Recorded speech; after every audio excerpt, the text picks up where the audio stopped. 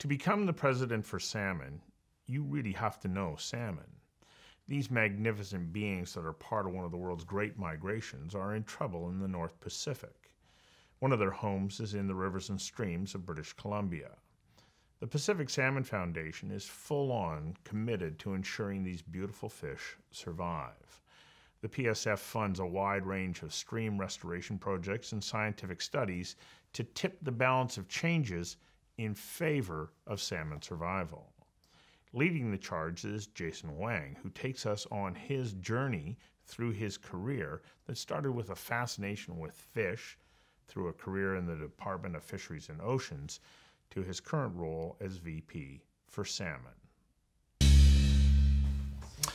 You are the Vice President of Salmon at the Pacific Salmon Foundation. What exactly is that job? Well, I've never heard of Vice President of Salmon.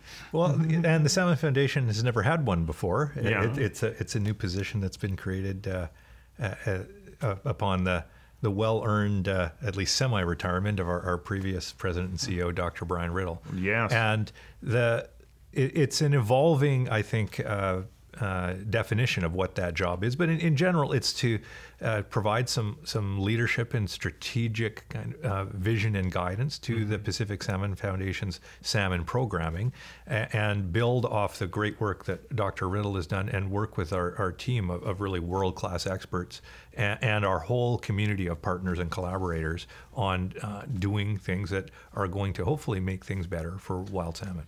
So does the role, I guess, represent the fact that you are at the Pacific Salmon Foundation, not just some kind of advocacy group or about salmon stream restoration, but you're actually doing science?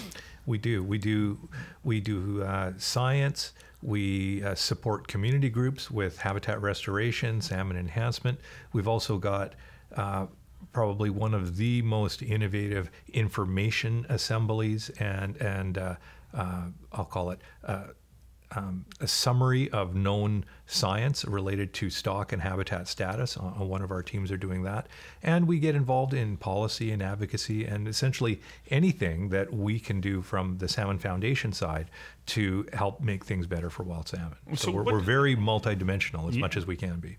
Well, what does your job look like? Like, what are the kinds of things that you're doing? Because, yeah, you're VP of Science, but anybody who starts to get to that position of salmon, science, VP of Salmon Science in a way, you're not in the lab. No. But you are a scientist.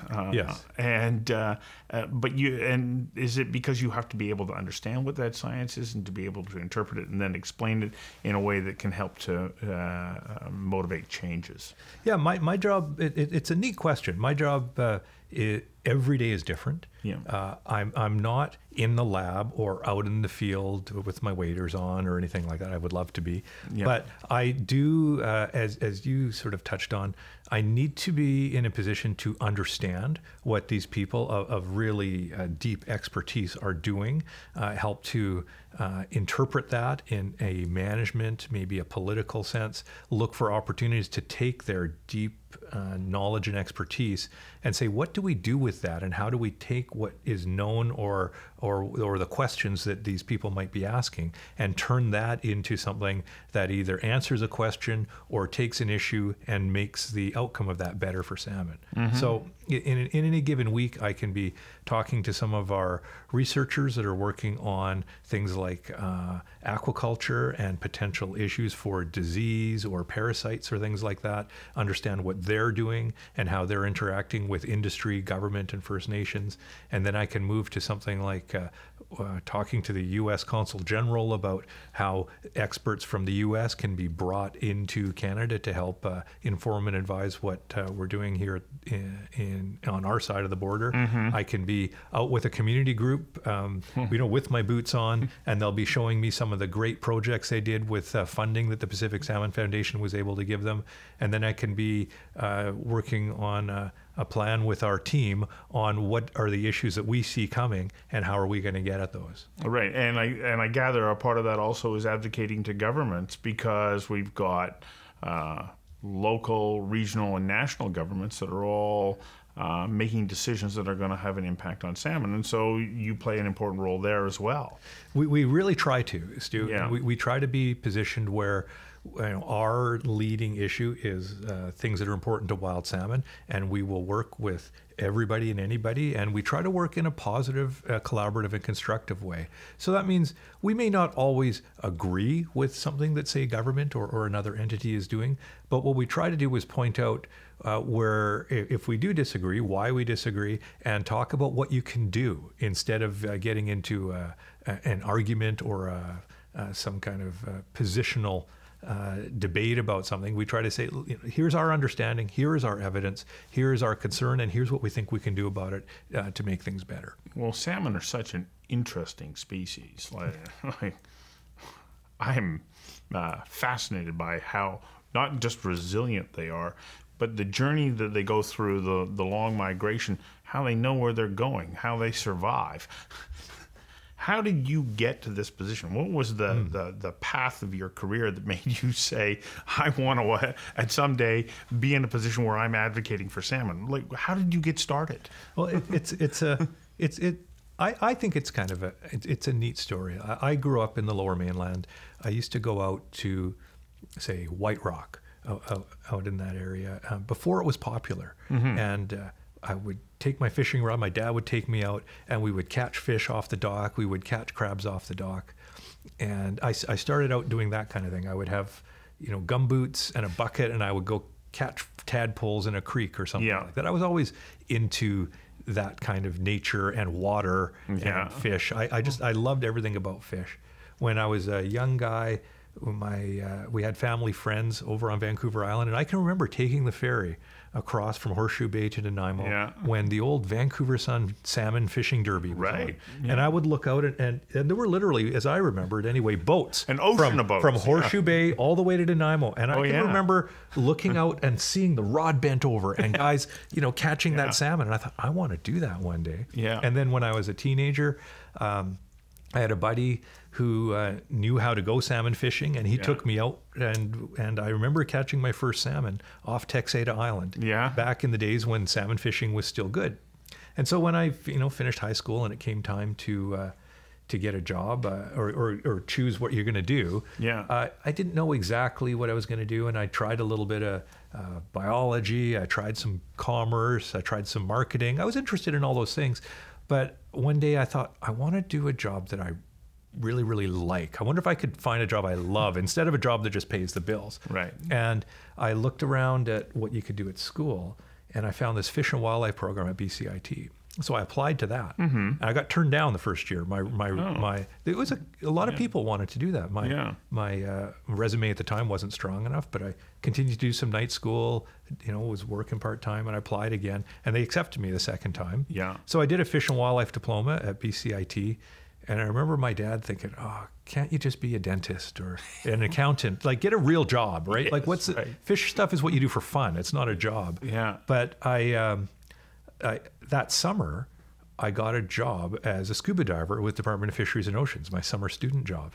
And that's when my dad said, oh, maybe it's okay. Maybe this guy is onto something. Maybe he'll be okay, and I'm not going to be supporting him my whole life. And so I started out with that. I got some part-time work, some summer work in fisheries type stuff, and I loved it. Yeah. And so I finished my BCIT, and I thought, well, this is pretty good. But people in the business had said, you probably want to continue on, get your university degree, because that'll open more doors. And so as I went through that, I got other jobs. And one of the job I got that I thought, this is it for me, was a summer student working with the habitat management group with Fisheries and Oceans. And I thought, I love this, because you're in the business of looking at what people are doing out there on the land, but your job is to say, hey, if you're going to do that, here's what you need to do to make sure salmon are okay. Yes. And so that was my job. I went around and I looked at development activity. I monitored. I reported back. Eventually, I learned how to do the reviews and the impact assessments on what is that activity that somebody wants to do going to mean for salmon, and how do we guide that so that you can have this idea of sustainable development, right? You can grow your lower mainland municipalities, but do them in a way that understands what that might mean for salmon, and try to steer it in a way that you can try to get a reasonable balance of both. Little did you know how that was preparing you for your current role. Isn't that interesting? It really is. There was a stage in your career that you go, oh, okay, this is fascinating.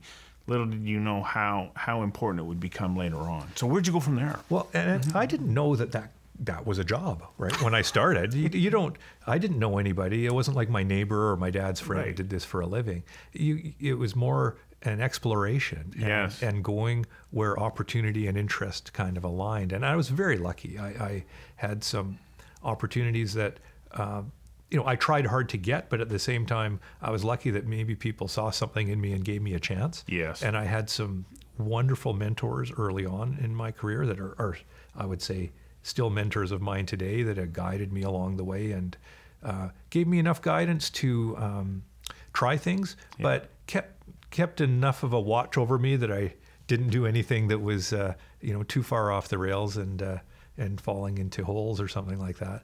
And I would say it was a combination of good fortune, really good people guiding me, and also a curiosity and an interest to follow things that I thought would be,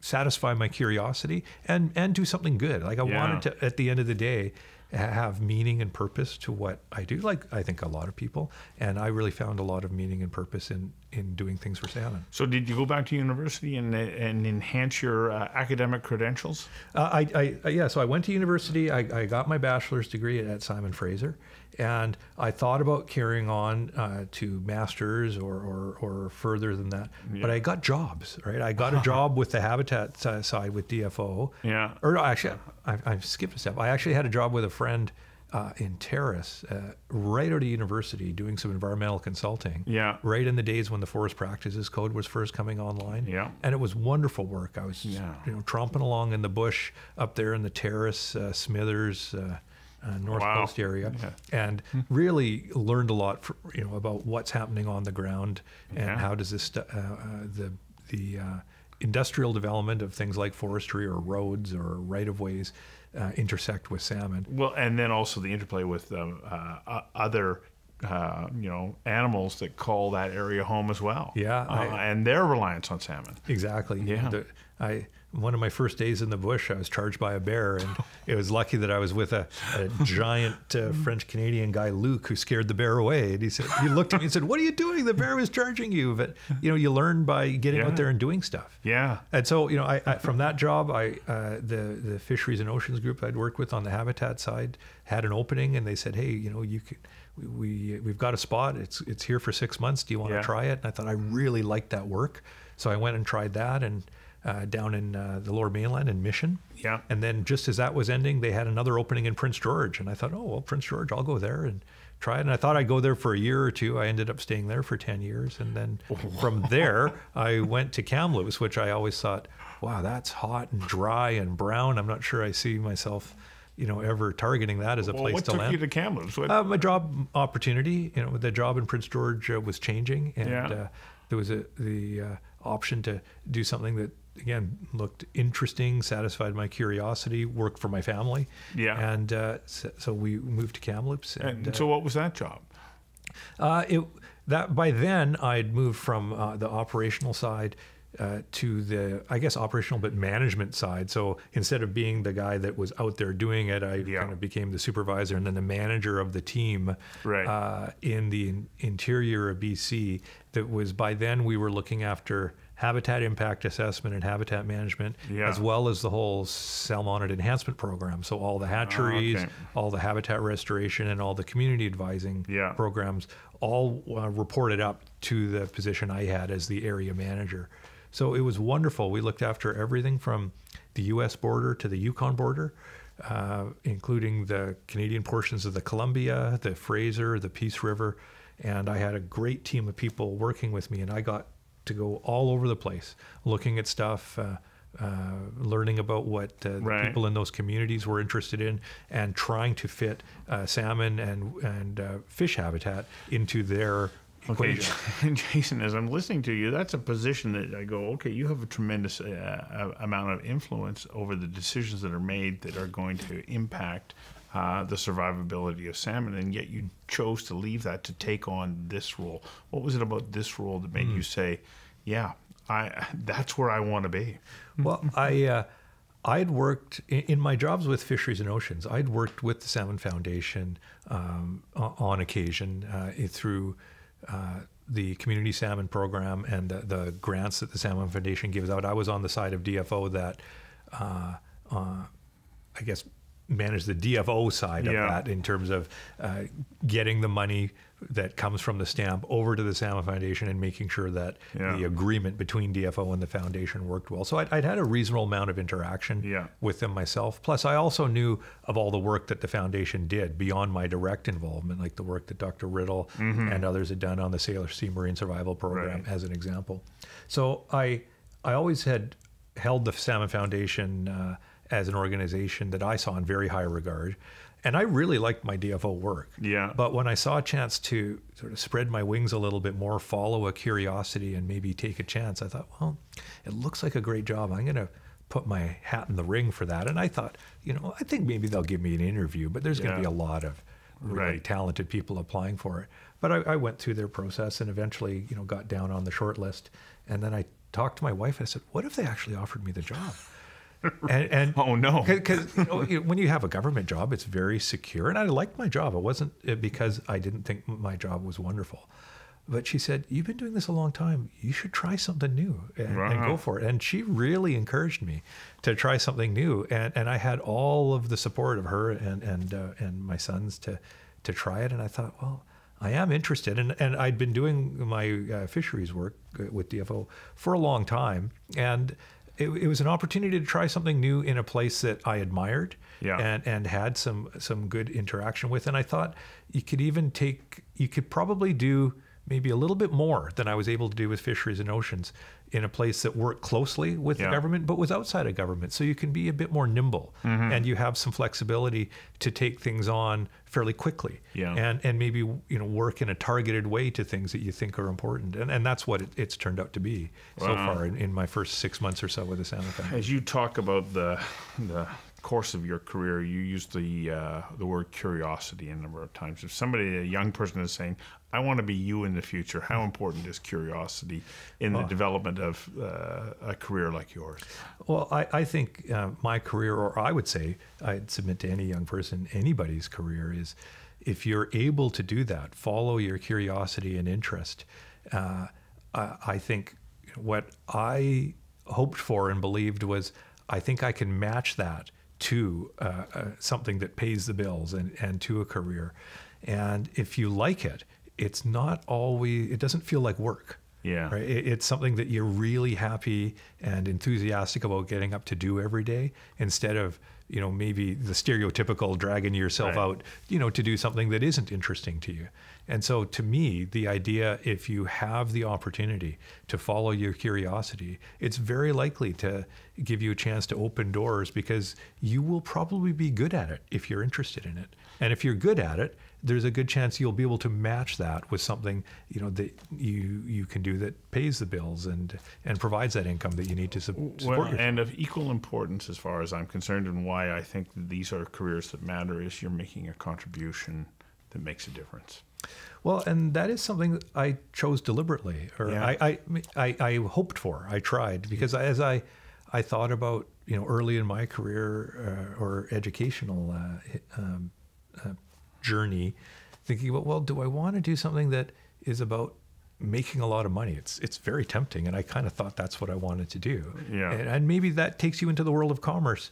But I thought, if that's my only motivation, that seems narrow to me. Yeah. And and this is not to criticize the world of commerce. It's what makes the world go around. But for me, I wanted to do something that had meaning to me personally. And so I would say to people, wherever you find that, maybe it's the environment, maybe it's the world of commerce, maybe it's something else, but wherever you find that meaning to you, it's a really good way to focus, I think, your thinking, because if you're interested in it and it has meaning to you, there's a good chance that it'll have meaning to other people. Wonderful. Thank you for sharing that. Well, thank you, Stu. Yeah.